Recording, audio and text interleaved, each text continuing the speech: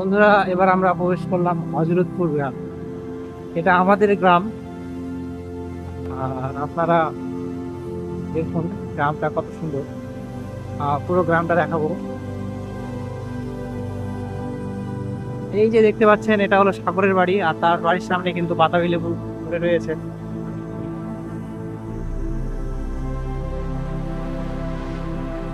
এই খোলা মাঠ, খুব সুন্দর।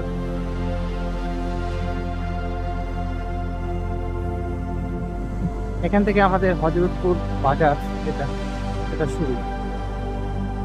আর এই যে সামনে লক্ষ্য করা যাচ্ছে বিল্ডিংটা, এটা আমার বাড়ি। আমার বাবা বাইরে বেরিয়ে আসছে, আমার দোকান। আর এখানে আরো দোকানগুলো দিচ্ছে। বিকেলবেলা বাজারটা জমজমাট হয়। আর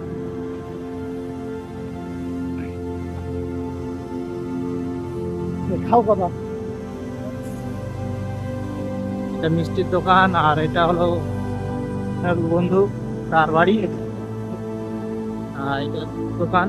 আর এখন দোকানগুলো অনেকটাই বন্ধ হয়ে গেছে, কারণ দুপুর হয়ে গেছে, তাই দোকানগুলো বেশিরভাগ বন্ধ।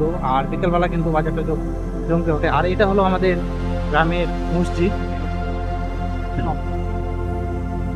গ্রামের মসজিদ, তার পাশেই রয়েছে মাদ্রাসা।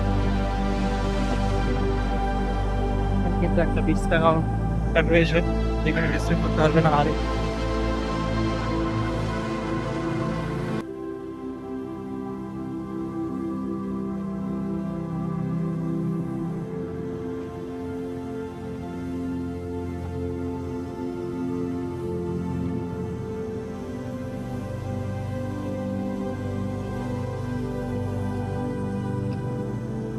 এই যে সামনে থেকে দেখুন, ইমরান আসছে স্কুটি নিয়ে। এই যে দেখতে পাচ্ছেন ছেলেটাকে। আমরা যাচ্ছি ফুলবাড়িতে। কেন দাদা? এই যে এগুলো এগুলো একটু সাফাই তুমি যাবো না? আমার তো যাওয়ার হ্যাঁ, কথা ছিল। চলো লেটস গো। না, আমার তাহলে কেউ আসো। তাহলে তুমি বাড়ি যাও, ওইদিকে যাও। এই যে দেখতে পাচ্ছেন আমাদের মাছের দোকানদার।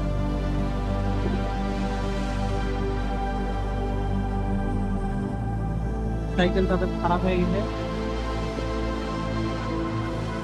তো এবার আমরা হযরতপুরের যে শেষ প্রান্ত,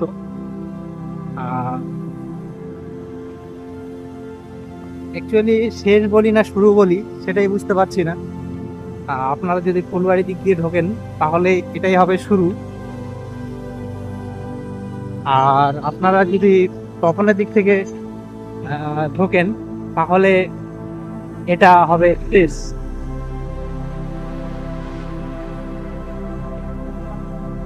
তো আমাদের হযরতপুর গ্রাম শুরু থেকে শেষ আর শেষ থেকে শুরু, পুরোটাই কিন্তু সৌন্দর্যে ভরা।